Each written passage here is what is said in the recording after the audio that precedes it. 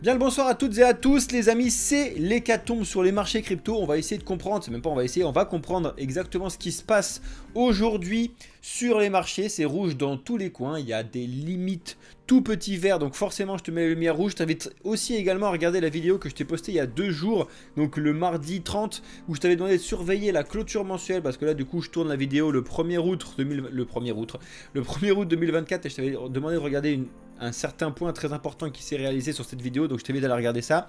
Pour une fois, on va regarder les marchés en premier dans la vidéo et après on va regarder bien évidemment tout ce qui s'est passé au niveau des news. Donc reste bien jusqu'à la fin de la vidéo si tu veux être au courant de tout ce qui s'est passé et pourquoi ça chute, jusqu'à où ça peut chuter, comment on peut avancer dans cette atmosphère là, qu'est-ce qui peut se passer sur le mois d'août. On va regarder tout ça ensemble. Jingle, laissons place à la vidéo les amis.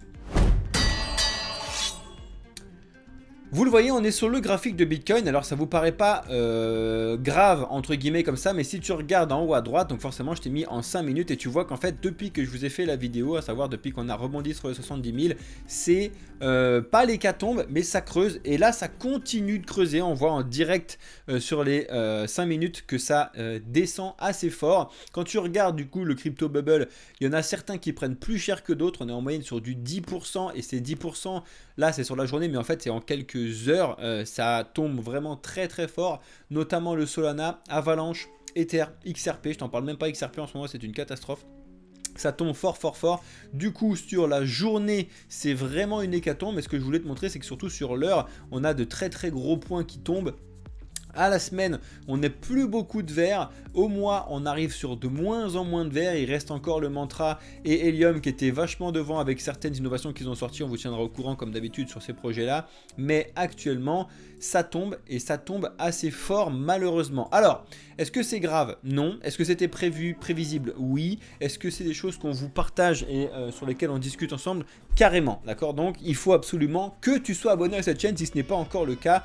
N'hésite pas à lâcher un like sous cette vidéo si tu nous rencontres pour la première fois et si tu es bien évidemment vraiment défenseur de ce qu'on vous propose chez Blockchain Capital.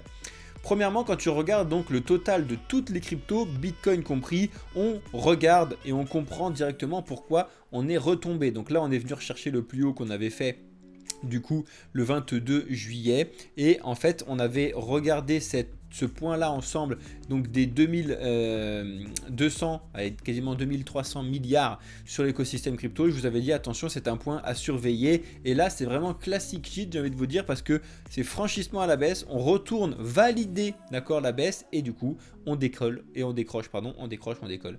Donc là il y a possibilité qu'on bloque un petit peu à cet endroit là, ce qu'on a déjà fait du coup sur ce point là et quand on avait franchi ici. Et après par contre il va falloir faire attention et surveiller donc les 2127 milliards sur le total. Et après quand tu regardes le total sans Bitcoin et sans Ether, j'aime bien regarder le total 3 également, tu te rends compte que c'est la même chose sur les 612 milliards, on franchit, on revient valider et on repart à la baisse assez fort, là potentiellement en route vers les 578 milliards. Que s'est-il passé? C'est surtout beaucoup technique et surtout par rapport à ce qui s'est passé mercredi soir. Donc au moment où je tourne la vidéo, donc c'est le lendemain.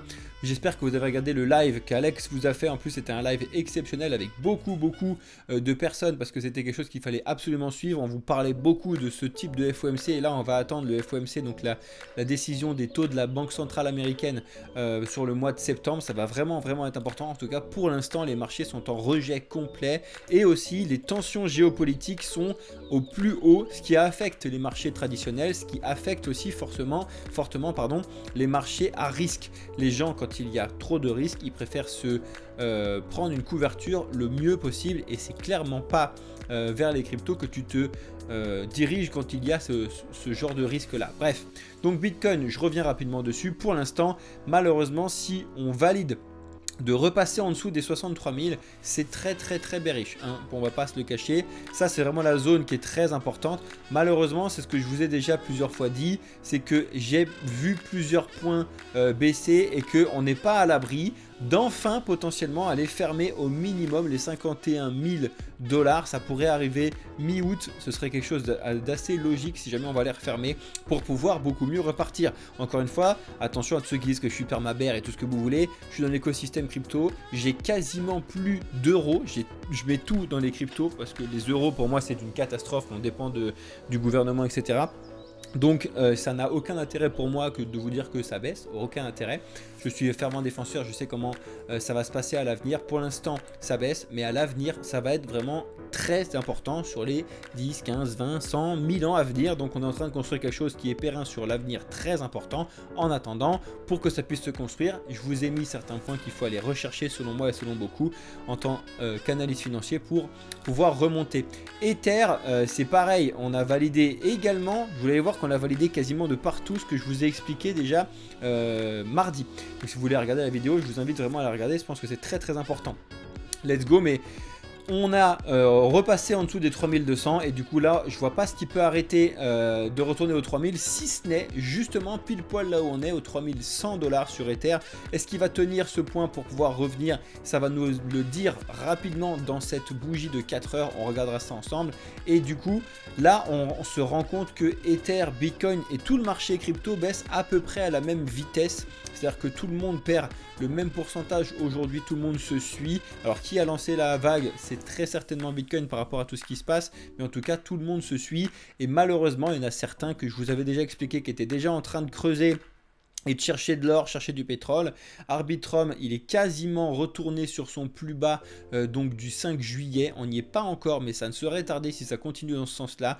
Le Matic, vraiment très malheureusement, est repassé en dessous des 50 centimes psychologiques. Je vous avais dit qu'il fallait faire attention à ce point là. Par contre on peut avoir un petit rebond également sur les 48 centimes, il va falloir surveiller, mais en tout cas ça fait partie des points très importants. Le Matic fait partie des layers 2 qui sont en train de faire des constructions incroyables sur Ether. Ça va être des projets qui sont vraiment top, mais il y a aussi besoin d'aller chercher un petit peu plus bas par rapport à tout ce que je vous explique ces derniers temps.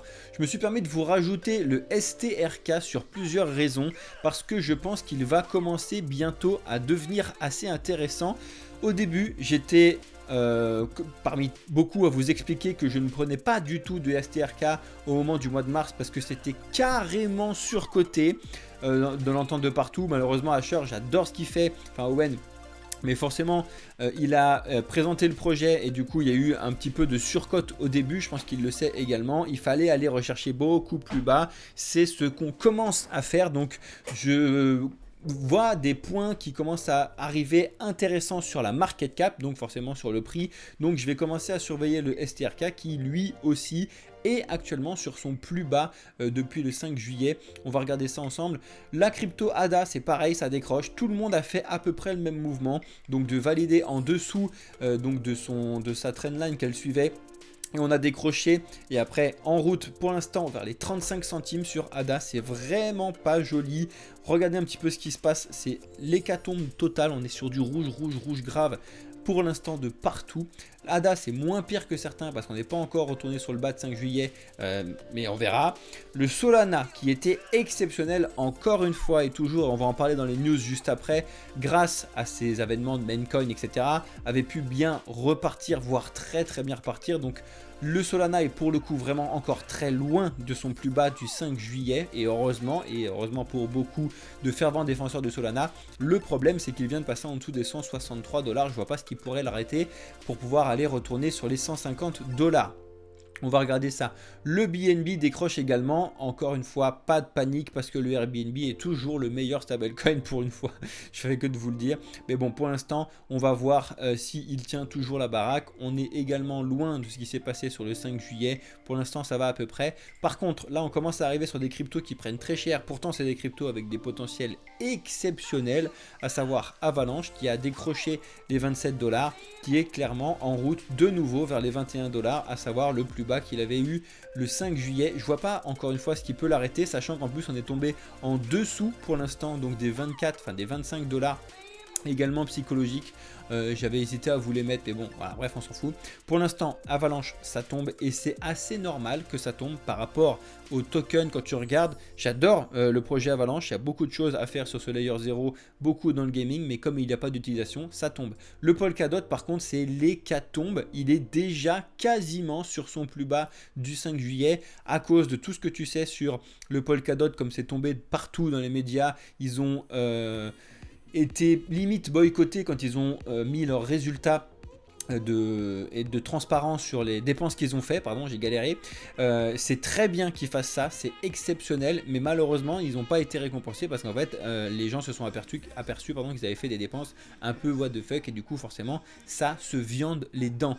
Atom s'en sort à peu près bien sur les pourcentages, mais par contre il tombe également. Quand je vous dis sur les pourcentages, c'est que ces deux confrères qui ont l'habitude de faire plus ou moins le même mouvement perdent tous les deux un peu plus de 4%, alors que lui, il est un peu en dessous, à 3% de perte. Donc c'est un peu moins pire, mais c'est quand même assez bas. Et effectivement, le projet Atom, vous savez que je fais partie des fervents défenseurs du projet Atom. Je pense très sincèrement qu'Atom peut aller péter 50, 100, 150 dollars sur un vrai bon bull run avec une vraie bonne utilisation de ce qui peut se passer. On n'y est clairement pas en route pour l'instant. On est en train de chercher du plus bas. Il y a encore certains points que je me réserve, c'est-à-dire que je pense malheureusement qu'on peut aller chercher plus bas s'il y a un cas de crise majeure mondiale, comme je vous l'ai expliqué. On peut aller chercher malheureusement sur de l'Atom carrément plus bas. Finalement on peut aller chercher 2, 3, 4 dollars. J'espère clairement que ça n'arrivera pas, mais c'est possible. En tout cas, si ça arrive, je serai le premier à recharger assez fort sur cette partie là.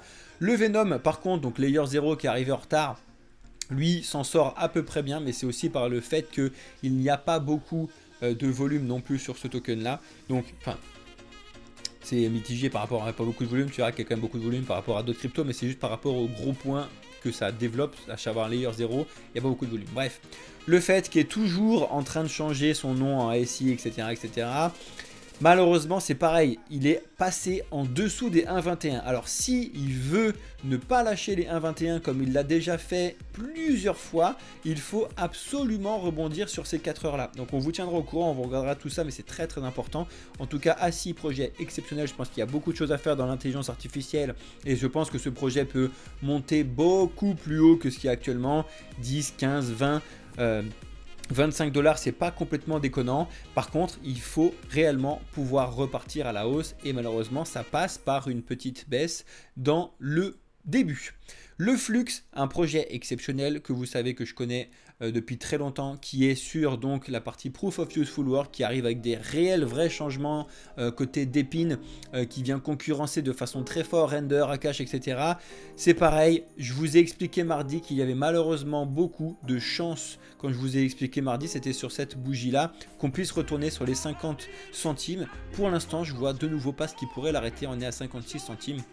En tout cas, ça fait des jolis points d'entrée sur des projets et des protocoles que je surveille de très près. Le Polix ne tombe pas beaucoup actuellement parce qu'il était déjà très bas, quasiment sur son plus bas du 5 juillet. Est-ce qu'on va continuer à faire des plus bas pour le mois d'août? Le mois d'août, j'ai jamais arrivé avec ce mois d'août. C'est pas impossible. En tout cas, on va voir. C'est très très important. Encore une fois, par contre, il faut faire aussi attention qu'on peut arriver sur justement, je vais vous le dire après. On peut arriver sur un fake, on part à la baisse et en fait on repart, on peut mécher en dessous, mais bref, je vous expliquerai après. Ensuite, on a le Link, forcément, donc le king un petit peu de ce qui se passe sur la partie Oracle, qui est pareil, passé en dessous des 12,88. Pour l'instant, en plus, on a méché en dessous. Je vois pas ce qui pourrait l'arrêter d'aller au 11,84 et même potentiellement plus bas. Il est encore un peu plus loin du 5 juillet que certains autres, mais on n'est pas à l'abri. API 3, malheureusement, il est quasiment sur son plus bas. Il est justement sur son support des 1,70. Si on veut rebondir sur API 3, sur la partie Oracle, RWA, bah, c'est pareil, c'est maintenant. Donc il va vraiment falloir regarder ce qui se passe sur les 4 prochaines heures. Donc vous, quand vous regardez la vidéo sur YouTube, c'est quasiment décidé. À un moment, ça dépend quand est-ce que vous regardez la vidéo. Le Dogecoin décroche également, même s'il tient assez bien le coup en tant que responsable des meme coins, on va dire ça comme ça. Le Floki, c'est à peu près la même chose sur cette grosse paire de meme coins qui est en train d'essayer de creuser et de faire quelque chose. Le Jupiter suit exactement ce qui se passe sur le Solana, donc pour l'instant c'est absolument normal. EtherFi, je vous l'ai déjà expliqué, ils vont continuer de creuser tant qu'il n'y aura pas de réelle intention d'utiliser le restacking. Donc je vous ai mis EtherFi pour les projets de restacking autour des gain layers en tant que référent, parce que c'est l'un des plus gros. Mais c'est pareil, ça fait partie des projets, je vous avais dit, beaucoup trop de surcote quand on est arrivé. Malheureusement, le marché m'a donné raison. Le but du jeu d'avoir raison, non. Le but du jeu, c'est de faire de l'analyse et de vous montrer un petit peu ce qui se passe. Encore une fois, pas de conseil d'investissement. Ici, tout va bien. En ce qui concerne ENA, c'est pareil, c'est un excellent projet d'écosystème de stablecoin pour trouver des réelles solutions, mais malheureusement pas d'utilisation. Donc on va chercher plus bas comme d'habitude. Même le Kaspa qui décroche un petit peu, mais le Kaspa reste le giga king. Regardez. À chaque fois, c'est l'opposé total de ce qui se passe sur les marchés. Tu as les marchés qui, depuis plus ou moins novembre 2023, depuis mars, pardon, ont fait un top et après, plus ou moins baisse. Le Kaspa, c'est top sur top sur top sur top. Il fait que des tops. Voilà, on fait un top le 20 février, on fait un top le 6 juin, on fait un nouveau top le 30 juin, on fait un nouveau top le 31 juillet. Le Kaspa est exceptionnel. Il est exceptionnel. Est-ce que c'est le moment d'acheter du Kaspa? Il y en a certains qui vont dire je préfère acheter quand ça monte. C'est pas complètement débile, mais le problème que j'ai sur ce projet que j'adore, c'est qu'on est très haut et en plus on a des divergences à la baisse sur beaucoup d'indices actuellement. D'indicateurs, pardon. Donc il faut quand même faire attention. Le VeChain, c'est pareil, c'est un projet qui est excellent et on en a besoin de ce type de projet sur la logistique, mais c'est pareil, je vois pas ce qui pourrait l'empêcher de retourner voir un petit peu plus bas. Le Morpheus Network, malheureusement, avec des nouveaux masternodes qui sont sortis, un projet que je surveille depuis très longtemps, qui est selon moi exceptionnel, fait que de s'écraser. Malheureusement, on est limite à avoir que des signal bull dessus, mais pour l'instant c'est très compliqué pour le Morpheus Network de pouvoir s'en sortir actuellement. Alors la question que tu te poses très certainement, et tu fais bien de te la poser, qu'est-ce qui se passe actuellement sur les marchés pour pouvoir foutre ce bazar? Donc on va regarder maintenant les news. Je reviendrai à la fin de la vidéo pour t'expliquer le deuxième scénario qui est possible d'être fait dans les prochaines heures, parce que c'est quand même aussi quelque chose qu'il faut analyser par rapport à ce qui va se passer sur ces 4 heures là. Donc reste bien jusqu'à la fin de la vidéo pour pouvoir comprendre tout ça, mais avant toute chose, que s'est-il passé sur les news pour faire autant de mouvements? On en a certains qui t'expliquent que malheureusement on n'était pas assez bullish et que du coup c'est assez normal qu'on retrouve des points un peu plus bas sur Bitcoin et notamment sur l'écosystème crypto en général. Il y en a d'ailleurs beaucoup qui se posent des questions sur plein de cryptos. Là je te prends l'exemple par exemple du Solana. Effectivement le Solana, pour ceux qui sont comme moi dans l'écosystème crypto depuis très longtemps, le Solana fait partie des cryptos extrêmement controversés. La blockchain a plein de bugs. Il y en a certains qui l'adorent, il y en a certains qui le détestent, très lié à ce qui s'est passé avec Alameda Research et FTX. Bref, et là, le Solana, tout le monde le sait. La seule et unique raison pourquoi le Solana monte, c'est parce qu'en fait, il y a un engouement et de création et de suivi de ce qui se passe sur les mêmes coins de Solana, point barre. Sans les mêmes coins de Solana, il se passerait rien du tout sur le Solana. Mais je vous le dis, rien du tout. C'est juste que ces mêmes coins qui se créent sont obligatoirement échangeables dès le début parce qu'ils viennent de se créer en Solana. Donc il faut que tu aies des Solana, il faut que tu utilises la plateforme Jupiter ou Raydium.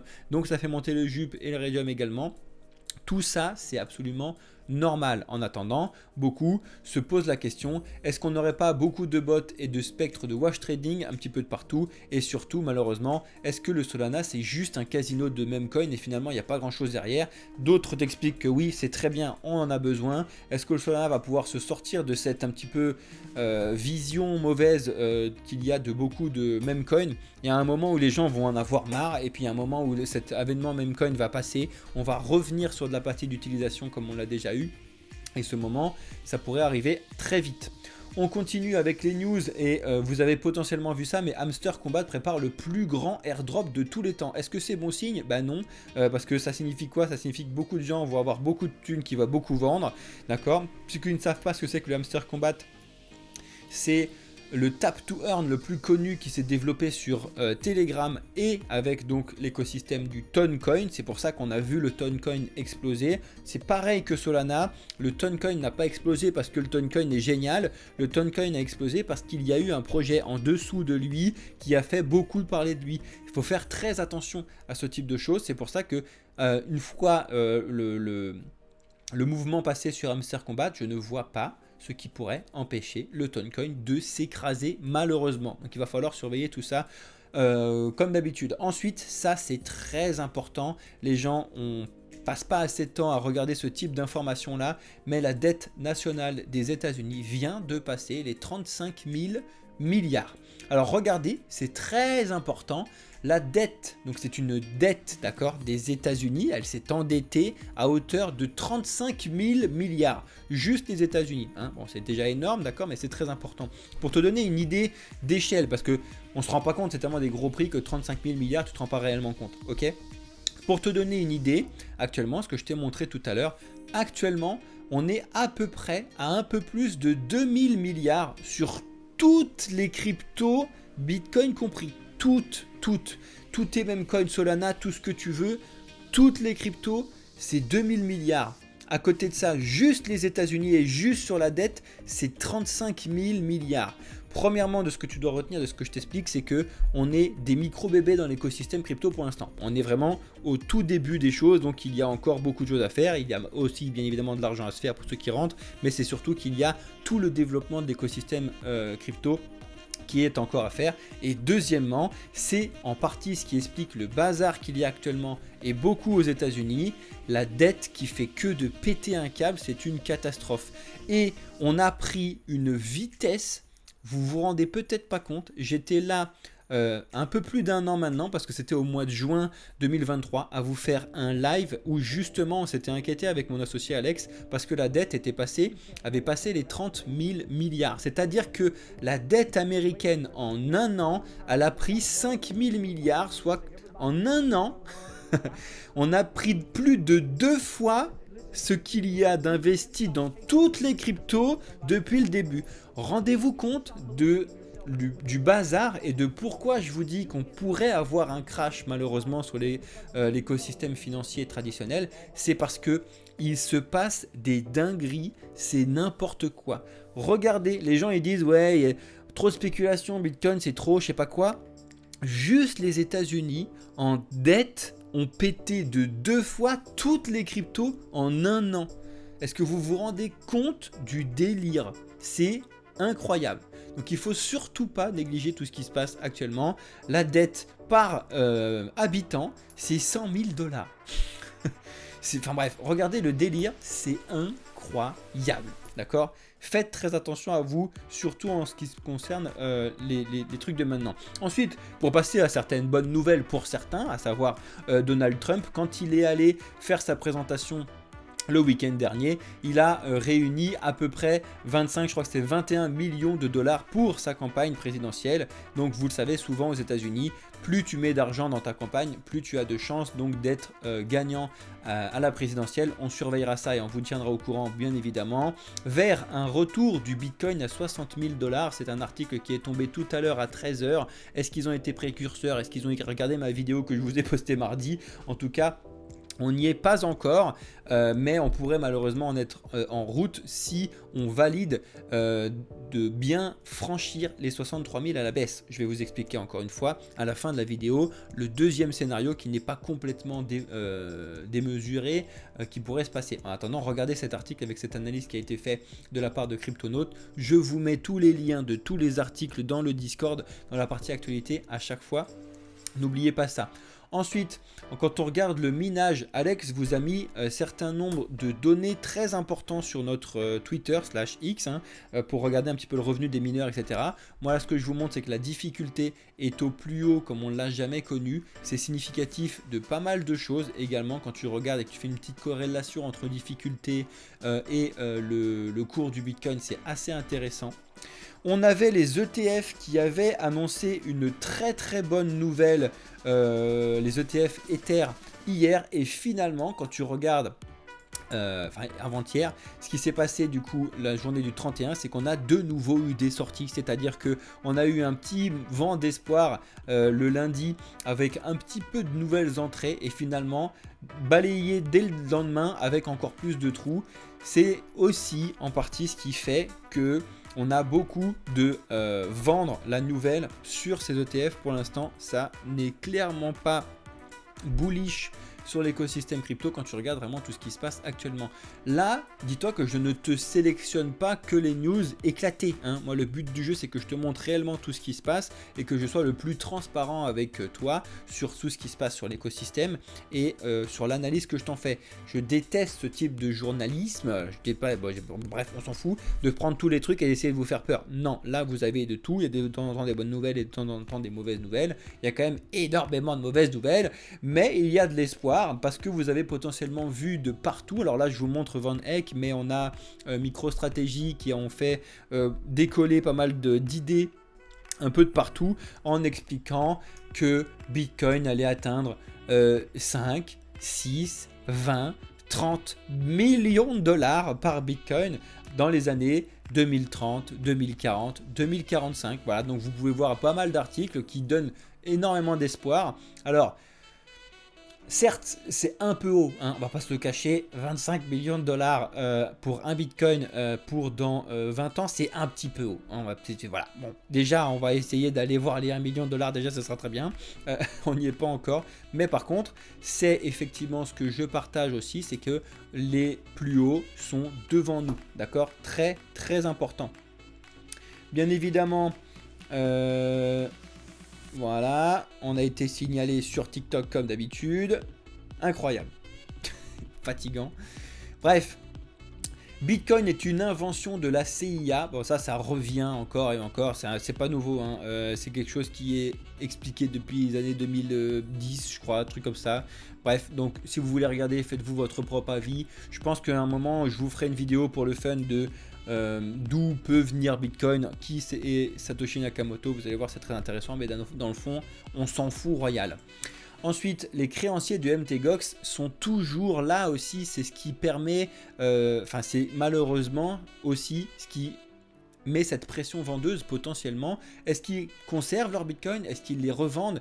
C'est très difficile pour nous de pouvoir regarder ça. Vous pouvez compter sur certains détectives de la blockchain qui sont sur Twitter, dont on vous partage certains contenus. Vous pouvez compter aussi sur Arkham et certains récupérateurs de données blockchain pour pouvoir essayer de récupérer un petit peu ce qui se passe. Ils vendent, ils achètent. On ne sait jamais réellement s'ils vendent, parce qu'en fait pour vendre ils vont souvent aller sur des exchanges centralisés, des SEX, et en fait quand ça arrive dessus on ne sait pas si juste ils les mettent et puis après ils les...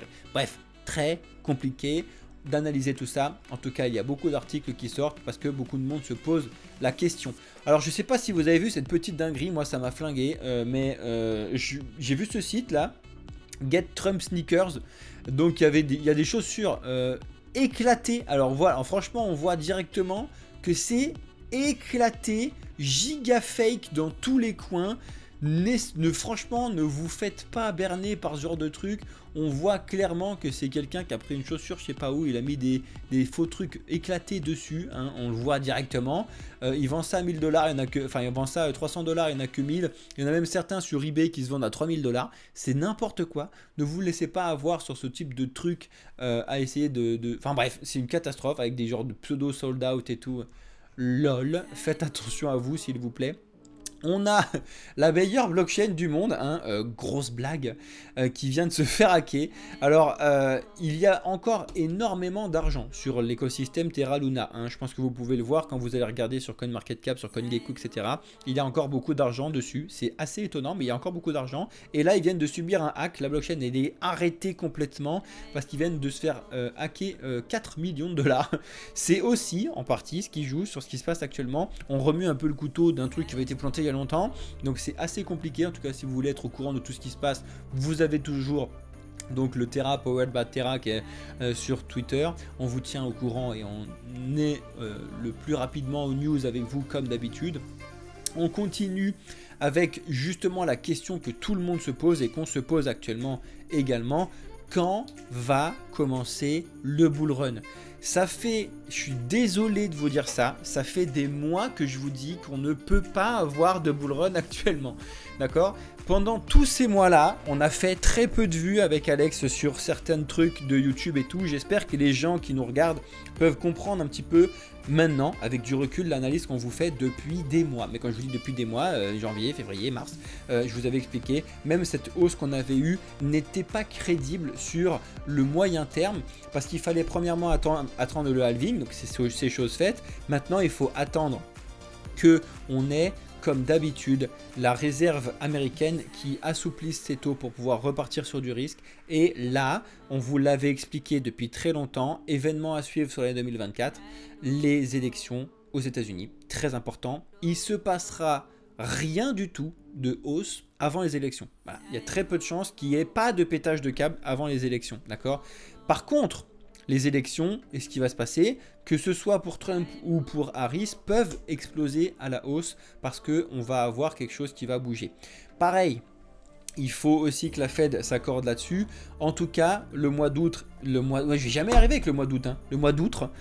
Ceux qui arrivent dans la vidéo là maintenant, là, mettez outre avec le AOUTRE là dans le commentaire, que je vois ce qui est arrivé jusque là. Merci à ceux qui le font et allez liker les commentaires des autres qui l'ont fait. Bref, blague à part, d'habitude c'était banana, mais bref, blague à part. Donc tout le monde se pose la question, qu'est-ce qui va se passer, où est-ce qu'on va aller, quand est-ce qu'on va y aller? Donc il y a plusieurs analyses et plusieurs expectations, comme quoi potentiellement on pourrait avoir donc ce gold bear qui était inversement, regarde, qu'on l'a eu plusieurs fois, qui n'est pas le cas pour l'instant. Donc en fait, certains analystes attendent que l'or se pète les dents. Alors je vous le dis tout de suite, c'est clairement pas aussi simple que ça, hein, mais il y en a beaucoup qui attendent que l'or tombe pour pouvoir repartir en bull run crypto, parce que l'or c'est un petit peu la sécurité, alors que les cryptos c'est un petit peu le risque. Mais encore une fois, ça a souvent été décorrélé comme tu peux le voir, mais c'est pas si simple que ça, pas du tout.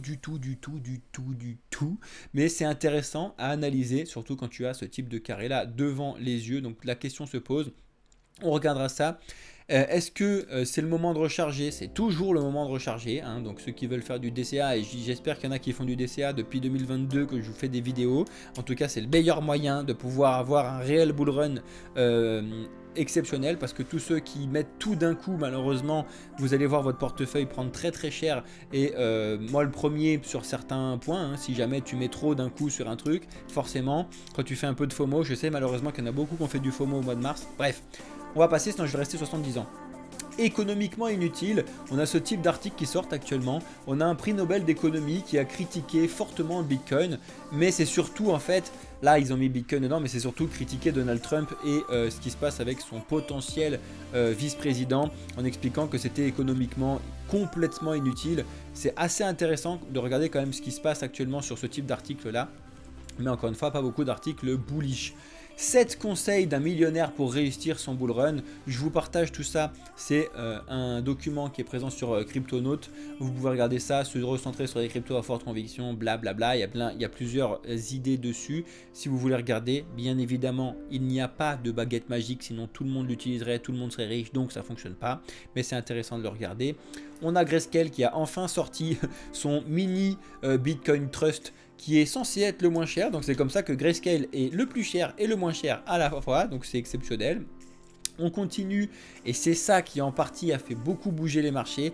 Effectivement, la discussion donc de Jérôme Powell hier, qui était très inquiet sur ce qui se passe malheureusement sur la géopolitique actuellement, n'a clairement pas rassuré les marchés. Pas de baisse de taux, ça c'était prévu, mais il est en train de voir pour pouvoir changer ou pas les baisses de taux ou pas au mois de septembre. Donc ça va être vraiment 6 semaines là à surveiller, et surtout le point minute du FOMC dans 3 semaines va être à surveiller de très près. Ça c'est rapide, hein, mais le FDUSD, donc vous savez que Binance a plus le droit, enfin il n'y a plus de BUSD depuis très longtemps, donc ils sont plus ou moins passés au FDUSD. Mais en fait quand tu regardes les analyses, tu te rends compte que le FDUSD en volume ils sont très très bons, donc ils sont devant Ethena, forcément ils sont devant le DAI, qui est encore très peu connu, comme quoi c'est un stablecoin alors que c'est un des stablecoins que je trouve exceptionnel. Par contre, quand tu regardes en market cap, ils sont loin derrière, et certains t'expliquent que qu'est-ce qui se passe, parce que si tu regardais le BUSD, c'était clairement pas ça à l'époque. Donc ils se sont fait voler entre guillemets des clients par les autres stablecoins, surtout que les stablecoins c'est vraiment le sujet un petit peu de l'été avec les changements qu'il y a eu sur Mika. Une immense explosion de prix annoncée par les indicateurs. Voilà, on va commencer à finir les news de cette vidéo sur quand même des choses qui sont intéressantes. Effectivement, il y a certains indicateurs qui sont revenus fortement au vert avec la baisse qu'on a actuellement et ça pourrait faire énormément de plaisir. Alors je crois que je vous avais mis une dernière news sur le fait que voilà, Tether avait gagné encore 5,2 milliards de profits sur le premier semestre de la première moitié de 2024, donc c'est toujours les kings, mais je voulais revenir surtout là-dessus pour vous expliquer le scénario potentiel qu'il faut regarder surtout cet après-midi là, ce soir, quand vous regardez la vidéo YouTube, de vérifier ce qu'il se passe actuellement sur Bitcoin, à savoir si jamais Bitcoin arrive à valider un réel rebond au-dessus de 63 000, ce qui est en train, franchement je vous le dis, il y a une petite chance, moi je dis une petite chance parce que il y a quand même beaucoup de merde géopolitique, etc., etc. Et la raison me donne que cette chance-là, non. Mais il y a quand même une chance. Il ne faut pas la négliger non plus. C'est-à-dire qu'il ne faut pas faire all-in sur la baisse. Hein, bref, une catastrophe. On a quand même une petite chance que si jamais on reclôture au-dessus de tout ça, là, par contre, ça peut être un très très joli signe complètement opposé de ce que je vous ai dit tout à l'heure et de repartir à direction des 73 000 $, soit retourner sur l'ATH. D'accord? Est-ce que c'est plausible? Est-ce que c'est faisable tout de suite? Je vous l'ai déjà dit, selon moi, c'est compliqué par rapport donc à la géopolitique, etc. Mais c'est quand même pas impossible. En attendant, on devrait avoir au moins quelques bougies d'hésitation sur ce point-là parce que c'est absolument normal. Comme on l'a eu ici quand on est revenu à la hausse, comme on l'avait eu ici quand on l'avait franchi à la baisse. Exactement, là un peu moins parce que c'était le petit bazar qu'on a vu le 24 juin, mais affaire à suivre, on regardera tout ça ensemble comme d'habitude, très important, faites très attention à vous, faites beaucoup de recherches, n'écoutez pas tout ce qui se passe, ne prenez pas pour argent comptant tout ce que vous pouvez voir partout, la meilleure des choses que vous pouvez faire c'est vous éduquer, vous former, regardez et vous faire votre propre avis, regardez ce type de vidéo. J'espère en tout cas que ce type de vidéo vous plaît. Si tous ceux qui sont arrivés jusqu'à cet endroit-là dans la vidéo, vous n'avez pas encore mis de like, je vous invite vraiment à le faire. C'est vraiment le meilleur soutien que vous puissiez faire au projet Blockchain Capital. Ça vous coûte rien et nous, ça nous aide énormément. Pareil sur les commentaires, bien évidemment sur vous abonner, sur parler du projet un petit peu à votre entourage. C'est vraiment quelque chose. Nous, le but du jeu, c'est de prôner de l'éducation financière. Je vais revenir là-dessus. Il y a un réel besoin que les gens puissent avoir un accès à de l'éducation financière, donc dans la finance traditionnelle premièrement, ce que je me propose de vous faire, et également donc une éducation financière sur l'écosystème crypto. C'est très très important, surtout par rapport à ce qui se passe en général, des hausses, des baisses, etc. Et les gens décrochent souvent parce que manque de formation. Éduquez-vous, très très important, en tout cas on est présent pour vous expliquer tout ça. Je vais rester en live avec ceux qui sont sur TikTok et sur Twitch, donc ne bougez pas, je vais clôturer la vidéo maintenant. Merci à tous ceux qui ont regardé cette vidéo en entier, je vous suis extrêmement reconnaissant, je vous souhaite une excellente journée, soirée ou nuit. Et je reste avec ceux qui sont sur TikTok et sur Twitch, ne bougez pas. Merci à tous ceux qui étaient sur YouTube, c'était Cryptéo pour la société Blockchain Capital. Ciao les amis de YouTube.